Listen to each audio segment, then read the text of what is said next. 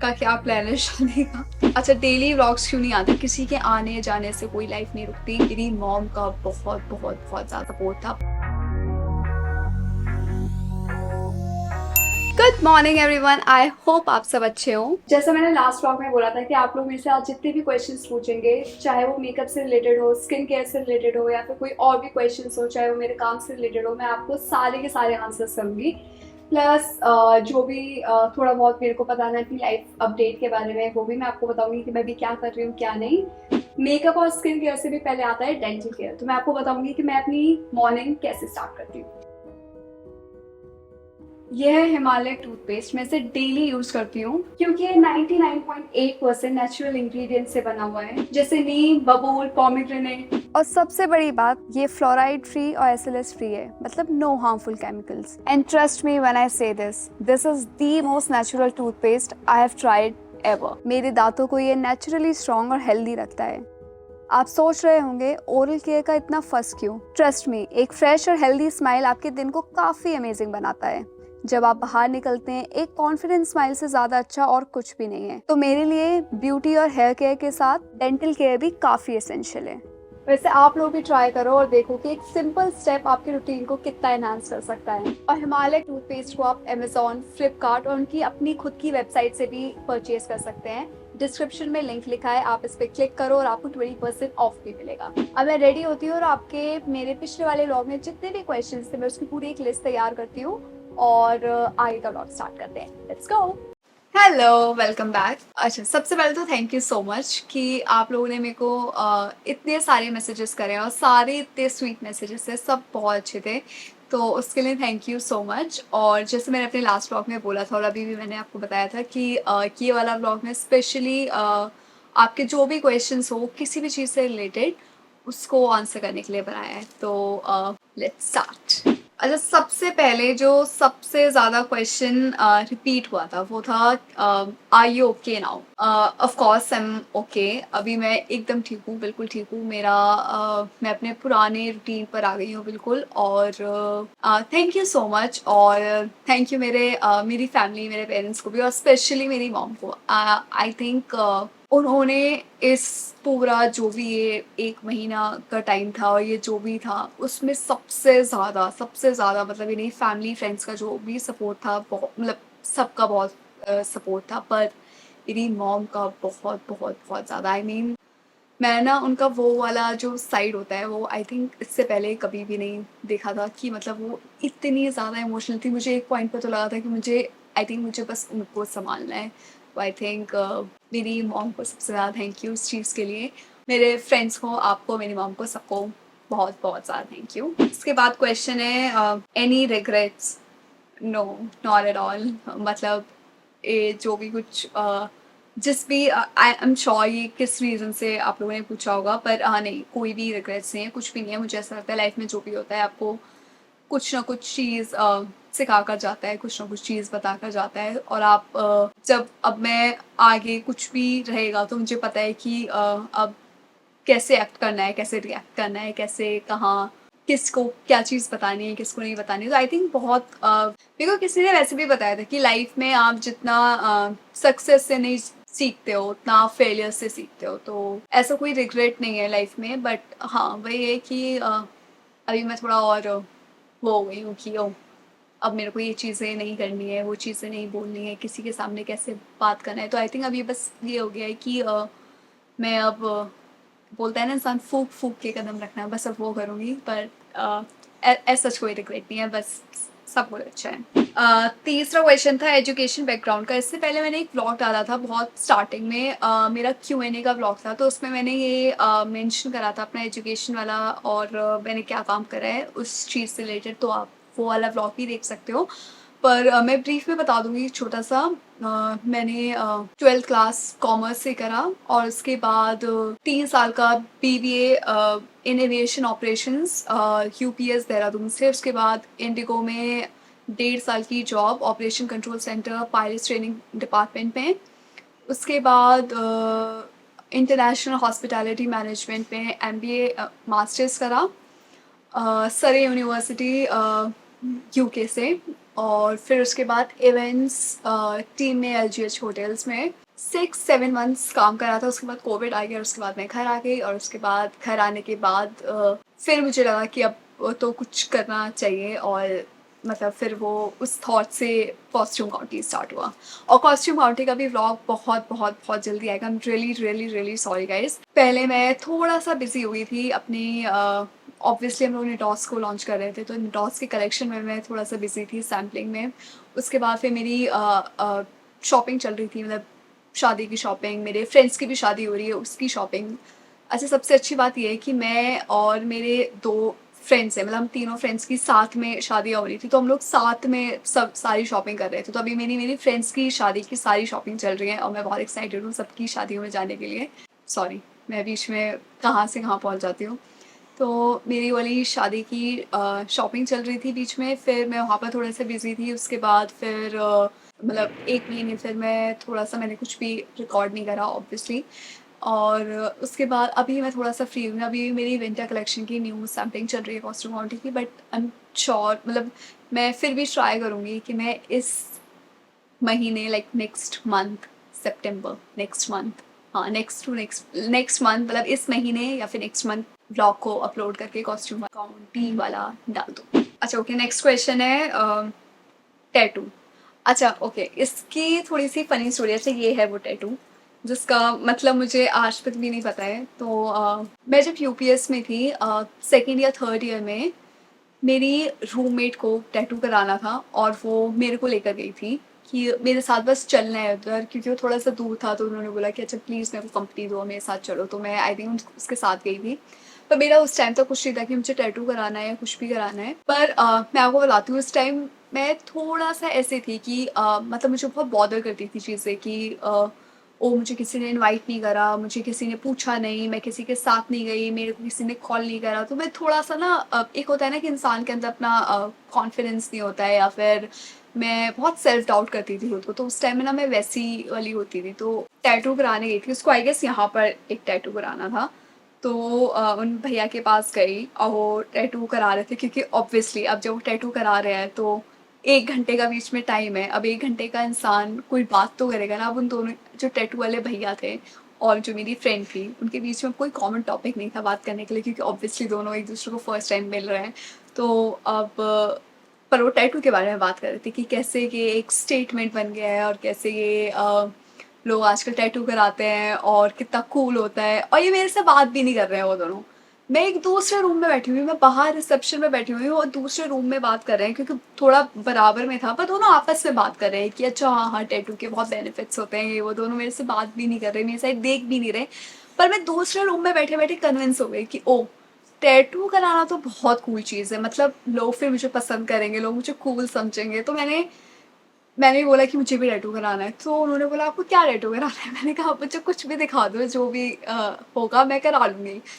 तो I think उन्होंने मुझे फर्स्ट टैटू दिखाया कि ये किया है। मैंने कहा हाँ यही कर दो, यही कर दो। और उस लड़की के भी इधर ही बना हुआ था ऐसे। तो मैंने बोला बस यही कर दो और इधर ही कर दो, ऐसे ही कर दो। और उसके बाद मेरे से ना लोग पूछते रहते थे कि इसका मतलब क्या है, इसका मतलब क्या है। तो मैंने कहा नहीं नहीं बस टैटू है, ये बहुत कूल है, बहुत कूल होता है, इसलिए मैंने करा लिया। और आई थिंक जब मैं घर पर आई थी तो मेरे मॉम को मतलब मम्मी को बहुत डाउट हुआ था कि ये जो फेथ लिखा हुआ है ये किसी का नाम लिखा हुआ है। तो मेरे से हमेशा पूछती थी कि ये किसी का नाम है ना। मैंने कहा नहीं मम्मी फेथ मतलब फेथ। तो मम्मी बोलती क्या, इसका मतलब क्या हुआ? तो मम्मी को बताती थी कि मम्मी ये love life faith, love life faith मतलब लव जो मैं आपसे करती हूँ, और लाइफ जो भगवान ने हमें दी है, फेथ जो आपको मुझ पर करना चाहिए। तो मेरी मम्मी बोलती थी। तो मेरी मम्मी को लगता था पर ये इसका मतलब क्या हुआ, ये क्यों बनवाया है? तो आई थिंक मुझे भी नहीं पता था मैंने उस टाइम पर क्यों बनवाया था, किस लिए बनवाया था। बट आई थिंक मैं बहुत कूल बनने की थोड़ी कोशिश करती थी, क्योंकि मुझे लगता था कि जो सब कर रहे हैं वो सब कुछ सही है और वैसे वैसे वैसे वैसे मुझे करना है तो मेरे को सब लोग पसंद करेंगे और मैं सबकी गुड बुक्स में रहूँगी। तो मेरे को पता ही नहीं था कि अच्छा अपनी भी कोई चॉइसेस होती हैं या अपने आप से भी आप हाँ और ना कर सकते हो। आई थिंक मेरे को बहुत टाइम तक बहुत प्रॉब्लम होती थी लोगों को नो बोलने में। फॉर एग्जाम्पल अगर मेरे से कभी किसी ने पूछ लिया कि आपको इधर चलना है और मेरा मन नहीं भी है तो भी मैं मना नहीं कर पाती थी। तो मेरे को लगता था हाँ हाँ ठीक है, ओके ओके, ठीक है चलते हैं। आई थिंक मैंने अब जाके अपनी लाइफ में 3 या 4 साल पहले, जब आई थिंक मैं जब लंदन में गई तब काफ़ी चीज़ें मेरी लाइफ में चेंज हुई। तब मेरे को पता चला कि अच्छा आपकी अपनी खुद की भी चॉइस हो सकती है। आप मना भी कर सकते हो इंसान को, आप हाँ भी बोल सकते हो, आप अपने खुद के डिसीजंस भी बना सकते हो, आप लोगों को खुद भी इनवाइट कर सकते हो। अगर आपको कोई इनवाइट नहीं कर रहा है तो आपको ओके रहना है, मतलब उस चीज़ को इतना दिल पे लेने की कोई ज़रूरत नहीं है, क्योंकि आई थिंक सबकी लाइफ में सबकी प्रायोरिटीज़ अलग होती हैं। और अगर आपकी लाइफ में आपकी प्रायोरिटी ये है कि आप दूसरे की प्रायोरिटी नहीं हो, तो आई थिंक आप अपने लिए नहीं, आप दूसरों के लिए जी रहे हो। और अच्छा, इसके बाद एक क्वेश्चन है, आप अपने फ्रेंड्स के साथ ना घूमते हो, आपके पेरेंट्स इस चीज़ से ओके हैं या नहीं? ऑफ कोर्स ओके हैं, तभी मैं अभी इतना घूम पा रही हूँ। पर मतलब इनिशियली वो बिल्कुल भी नहीं थे। और वो होता है ना थोड़ा सा, मतलब वो सेफ्टी की वजह से भी होता है थोड़ा सा, कि मतलब आप ज़्यादा रात को बाहर नहीं जा सकते हो, या फिर आप स्टे नहीं कर सकते हो, या कुछ नहीं कर सकते हो। पर I think I made sure कि अगर मैं बाहर नहीं जा रही हूँ रात में, तो करण, यश और लखन भी नहीं जाएंगे, और अगर वो तीनों जा रहे हैं तो फिर मैं भी जाऊँगी। तो आई थिंक मेरे और मेरे पेरेंट्स के बीच में सबसे ज़्यादा लड़ाई जो होती थी, वो उसका मेन रीज़न ही होता था, क्योंकि मैं उनको हमेशा बस ये बोलती थी कि जो करण, लखन और यश को आप करा रहे हो, वे मतलब अगर उनके ऊपर कोई रिस्ट्रिक्शंस नहीं है तो मेरे ऊपर भी नहीं होने चाहिए, और अगर मेरे ऊपर कोई रिस्ट्रिक्शन है तो फिर उनके ऊपर भी आपको करनी पड़ेगी, कि ऐसा मतलब आई थिंक उनकी भी गलती नहीं है, क्योंकि मेरे को ये लगता है कि जब आप ऐसा नहीं है कि मेरे पेरेंट्स 20 साल पहले किसी और के पेरेंट्स थे और आज से 20 साल बाद किसी और के पेरेंट्स बन जाएंगे। आई थिंक वो भी फर्स्ट टाइम पेरेंट्स बन रहे हैं, तो उनको भी नहीं पता है कि क्या चीज़ कैसे होगी, या फिर कितनी एक्सपेक्टेशन रखनी चाहिए, कैसे करना चाहिए। वो लोग भी अपनी साइड से 100% ट्राई कर रहे हैं, क्योंकि उनका भी फर्स्ट टाइम है कि वो पेरेंट्स बन रहे हैं।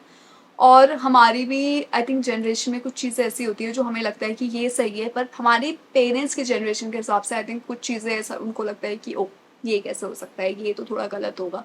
तो आई थिंक वो मिडिल ग्राउंड पर आना बहुत इम्पॉर्टेंट है, और उसके लिए थोड़ी सी बातें, थोड़ी सी लड़ाइयाँ तो होती ही हैं, पर आई थिंक वो सब कुछ, मतलब जब तक गुड फेथ पे हो रहा है तब तक सब कुछ ओके है। और आई थिंक अभी मैंने अपने पेरेंट्स को हर एक चीज़ के लिए थोड़ा इतना कूल कर दिया है कि अभी वो, अगर हम बाहर जाते हैं तो ज़्यादा क्वेश्चन नहीं करते हैं, अगर हम ट्रिप्स पे जाते हैं तो ज़्यादा क्वेश्चन नहीं करते हैं। और मैंने आई थिंक उनको कपड़ों के लिए भी इतना नॉर्मलाइज करा दिया है कि अभी मेरे घर में चाइनी तू हो या सैंडी हो, अभी किसी को भी कोई प्रॉब्लम नहीं आएगी, कि मतलब कोई कुछ भी पहनता है। जैसे लोग थोड़ा बहुत तो फिर भी बोल देते हैं कि ये मत पहनो, वो मत करो, ऐसे मत करो। तो आई थिंक मैंने अपने घर में काफ़ी चीज़ें नॉर्मलाइज की हैं, हर एक चीज़ को लेकर, छोटी छोटी चीज़ों को लेकर, क्योंकि मुझे लगता है कि थोड़ा सा लड़कों के अगर हम कंपेयर करें कि मतलब थोड़ा सा लड़कों को अपनी हर एक चीज़ के लिए थोड़ा सा कम मम्मी पापा को मनाना पड़ता है, हम लोग को थोड़ा सा ज़्यादा मनाना पड़ता है। पर जब एक बार मान जाते हैं तो आई थिंक वो आप आगे की जो भी जनरेशन आने वाली होती है, चाहे वो मेरे घर में मेरी भाभी आए या फिर उनके आगे बच्चे हों, वो हो, कोई भी हो, तो आई थिंक उनके लिए, सबके लिए थोड़ा सा मैंने नॉर्मलाइज कर दिया है अभी थोड़ी सारी चीज़ें। तो next question, how are you so mentally strong and independent? I think इसका आंसर भी वही है कि जैसे मैंने बताया, जब मैं पहले यूपीएस में थी देहरादून में, तो मैं हमेशा, मुझे हर एक चीज़, छोटी छोटी चीज़ें बहुत बॉदर करती थी। अरे मैंने लाइफ से बहुत कुछ सीखा है अब। और वो ये है कि आप किसी के साथ आए नहीं हो, आप किसी के साथ जाओगे नहीं, आपकी हैप्पीनेस आप खुद डिसाइड करते हो। आई थिंक आपको कोई छोटी से छोटी चीज़ भी खुशी दे सकती है, और कोई आपके लिए कुछ बहुत बड़ा जेस्चर भी कर दे, आपको वो भी खुशी नहीं दे सकता है। तो आई थिंक वो अपने ऊपर होता है कि आपको क्या चीज़ खुश कर सकती है, क्या चीज़ नहीं कर सकती है। आई थिंक मेरे को इस आई थिंक उस पर आने में बहुत टाइम लगा है, कि मुझे हमेशा पहले ये लगता था कि मेरे को लोग खुशी देते हैं या चीज़ें खुशियाँ देती हैं, मैं लोग के साथ बैठी हूँ तो मुझे उससे खुशी मिल रही है। पर आई थिंक वो लोग बोलते हैं ना कि पीस और खुशी सिर्फ इंसान के दिमाग में होता है और अपने अंदर होता है। तो आप जहाँ बैठोगे, अगर आपके आसपास का एनवायरनमेंट भी खुश नहीं है ना, आप तब भी खुश रहोगे, ये तो अंदर से खुश हो।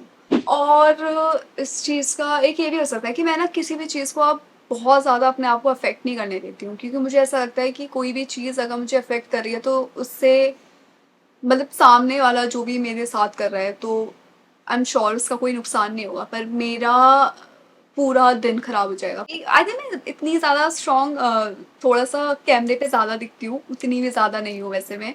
तो कभी कभी ऐसा नहीं है कि चीज़ें आपको बुरी लगती हैं, हर्ट करती हैं, वो आपका वो वाला फेज़ भी आता है, और फिर ये वाला भी फेज़ आता है कि अब मैं ओके हूँ, जो हो गया, अब उससे कोई चेंज नहीं कर सकता। लाइफ में आगे बढ़ो, मूव ऑन करो, और उससे बेटर मिलेगा। तो बस वही। आपने इस सब से क्या सीखा? काफ़ी कुछ, पर मतलब मेरे को समझ में नहीं आ रहा मैं एक्सप्लेन कैसे करूँ। पर जैसे हम बोलते हैं ना कि हम जब हम क्लास में थे फॉर एग्जांपल, और हमारा कोई भी एग्ज़ाम होता था और हम उसमें फॉर एग्जांपल 10 चैप्टर्स हैं और हम 9 चैप्टरों को हम एक चैप्टर पे अटक जाते हैं क्योंकि वो याद नहीं हो रहा होता, वो बहुत डिफिकल्ट होता है, पर हम याद करने की कोशिश कर रहे होते हैं, उसमें ट्राई कर रहे होते हैं बिना ये रियलाइज करे हुए कि बाकी जो 9 चैप्टर छूट गए हैं उसमें से भी ब्रो 90 मार्क्स का आएगा। तो इस 10 मार्क्स के को क्वेश्चन को छोड़ दो और उस 90 मार्क्स को आगे लेकर बढ़ो, वो भी आपको पास करा देगा लाइफ में और वो भी आपको अच्छे ग्रेड्स दिलाएगा। तो होता है ना कि कभी कभी कुछ चीज़ें, अगर आप क्योंकि आप उस 10 मार्क्स के चक्कर में उस चैप्टर पर अटके रहोगे तो आप वो 90 मार्क्स के कवर नहीं कर पाओगे फिर, क्योंकि आपको वो चैप्टर याद होगा नहीं, आप उसमें लगे रहोगे, आप उसको याद करने की कोशिश करते रहोगे, बार बार बार बार बार बार वो याद होगा नहीं, उसकी वजह से आपको वो 90 मार्क्स भी चले जाएंगे, वो 10 मार्क्स भी नहीं आ पाएंगे, तो आप हो जाओगे एग्जाम में फेल। तो यही सेम चीज़ लाइफ में अप्लाई होती है, कभी कभी किसी चीज़ में आप बहुत अपना दिमाग लगाते हो, अपना दिल लगाते हो, आप पूरी ट्राई करते हो कि वो चीज़ चले अच्छे से हो, पर अगर नहीं चलती है ना, शांति से छोड़ दो, जाने दो। और बाकी जो चीज़ें, आपके फ्रेंड्स हैं, आपकी फैमिली है, आपका काम है, आपका बहुत कुछ है लाइफ में जो आपको खुशी दे सकता है, आपको अपने बारे में अच्छा फील करा सकता है, तो आई थिंक आप हमें फोकस वहाँ शिफ्ट कर देना चाहिए। जो चीज़ काम नहीं कर रही है उसको लाइफ से बहुत आराम से जाने दो उसको, मतलब हो सकता है उससे भी कोई बेटर चीज़ आ जाए, कुछ बहुत अच्छा हो जाए आपकी लाइफ में, और होता है, सबकी लाइफ में होता है।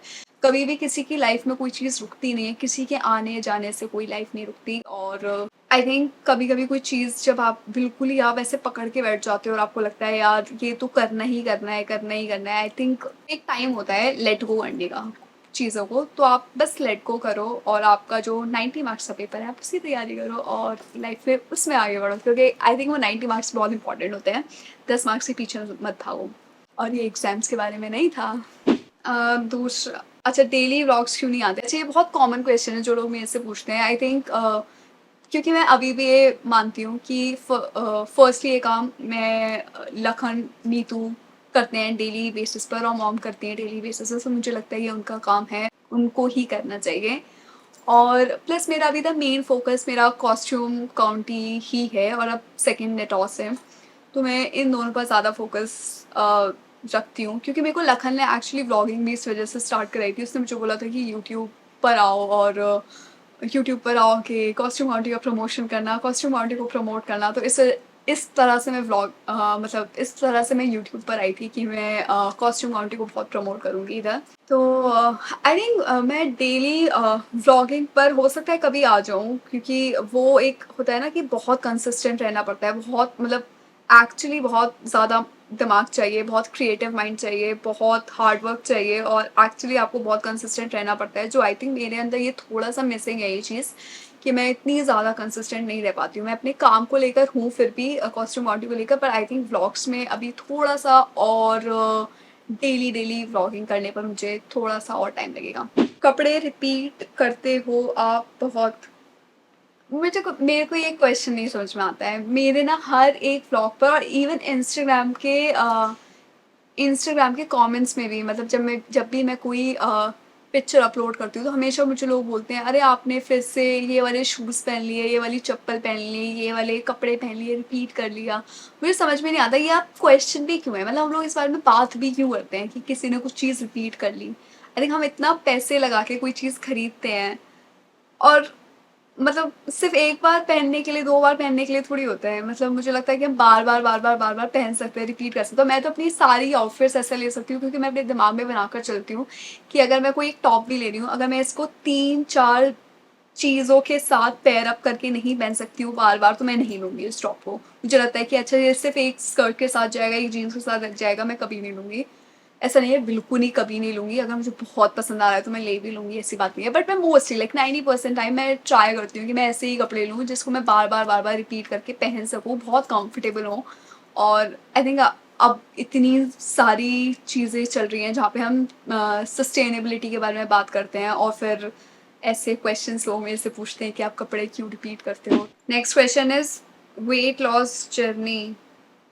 वेट लॉस जर्नी बस मेरा 2-3 किलो वेट ऊपर नीचे होता रहता है, तो फ्रेंकली स्पीकिंग मुझे नहीं लगता कि मेरा ऐसे कोई एज सच मैं कोई कुछ करती हूँ वेट लॉस के लिए या वेट गेन करने के लिए, मतलब आपकी वेबसाइट से शॉपिंग कहाँ पर करें? अच्छा ठीक है, मैं लिंक वेबसाइट का लिंक मेरे इंस्टाग्राम के पेज पर भी है, मतलब बायो में भी लिखा हुआ है मैंने, और मैं इधर भी मेंशन कर दूँगी, तो आप यहाँ से भी शॉपिंग कर सकते हो। और दूसरा है मेकअप रूटीन। मेकअप रूटीन के लिए मैंने एक छोटा-सा यूट्यूब शॉर्ट बनाया था आज से एटलीस्ट 1-2 महीने पहले। वो बस मैंने अभी तक एडिट नहीं करा है। एडिट करके मैं 3 से 4 दिन के अंदर पूरा का पूरा जो भी मैं मेकअप यूज़ करती हूँ, जो भी प्रोडक्ट्स मैं यूज़ करती हूँ और जिस भी सीक्वेंस में करती हूँ, मैंने वो पूरा बनाया हुआ है। बस मैं उसे एडिट करके 3 दिन में डाल दूँगी और आप वहाँ पर देख लेना। इसमें एक क्वेश्चन है कि आप अपने बारे में कुछ ऐसा बताओ जो हमें हमें नहीं पता हो।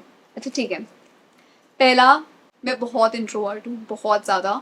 मतलब अगर मैं एक इंसान को नहीं जानती हूँ और आप उसको मेरे सामने लेकर आकर खड़ा कर दो, मैं इतनी ऑकवर्ड हो जाती हूँ, इतनी ऑकवर्ड हो जाती हूँ कि मुझे हाय, हेलो और इसके अलावा फिर क्या बात करते हैं आगे मुझे नहीं आता है। मैं सीरियसली मतलब बहुत ज़्यादा ऑकवर्ड हो जाती हूँ।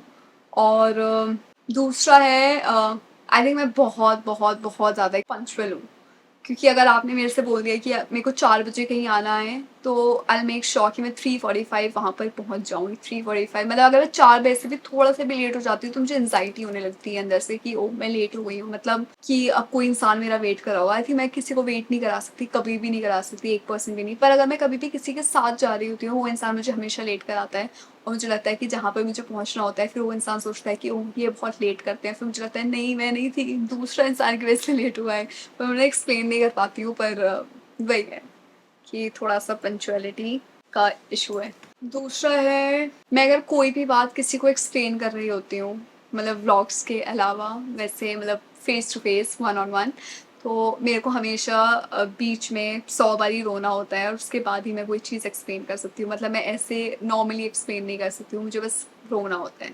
और अच्छा, मुझे बहुत जल्दी गुस्सा नहीं आता है, पर आप मुझे बहुत जल्दी इरिटेट कर सकते हो। I don't know if it makes sense, but मतलब मैं इरिटेट बहुत जल्दी हो जाती हूँ, गुस्सा मुझे थोड़ा लेट आता है। मतलब आई होप आप समझ रहे होंगे। और मेरे बारे में एक और चीज़ जो नहीं पता है किसी को, मैं आज तक अकेले नहीं सोई हूँ। मैं अकेले नहीं सो पाती हूँ, बिल्कुल भी नहीं। जब मैं यूके में भी थी, तो मैंने अपने फ्रेंड्स बना लिए थे और मेरे फ्रेंड्स को मैंने बोल दिया था कि मैं इस टाइम पर सोती हूँ, मतलब आप आ जाना और प्लीज़ मेरे साथ मेरे रूम में ही रहना। मैं अकेले आज तक नहीं सो पाती हूँ। मैं आज भी यश के साथ सोती हूँ, या फिर किसी, अगर यश भी नहीं होता है तो आई मेक श्योर कि मैं, अगर मैं सो रही हूँ तो मेरे साथ इस रूम में कोई हो, या मैं मॉम डैड के साथ हूँ। मेरे को हमेशा से बहुत, बहुत, बहुत ज़्यादा डर लगता है। मैं एक्सप्लेन भी नहीं कर सकती हूँ ये वाला डर, और ये मेरे को डर क्यों है, कब से है, मुझे आज तक नहीं पता चला है। बस मैं रात में अकेले नहीं सो सकती, बिल्कुल भी नहीं। अच्छा, एक और चीज़ है जो लोगों को लगता है कि मेरे पास फैशन डिग्री है, मेरे पास फैशन डिग्री नहीं है। बस मेरे को अंदर से शौक था हमेशा से कुछ भी, आई थिंक डिज़ाइनिंग, फैशन से रिलेटेड कुछ भी करने का, बस वही है। मेरे पास कोई फैशन की डिग्री अभी तक ऐसा सच नहीं है। अच्छा, इसके बाद फिर और क्वेश्चंस बस यही हैं। ड्रीम डेस्टिनेशन, मतलब मुझे इटली ज़रूर घूमना है अपनी लाइफ में, इटली और ग्रीस, मतलब ये मेरी लिस्ट में है कि मेरे को हमेशा जाना ही जाना है यहाँ से। और उसके बाद है सनस्क्रीन।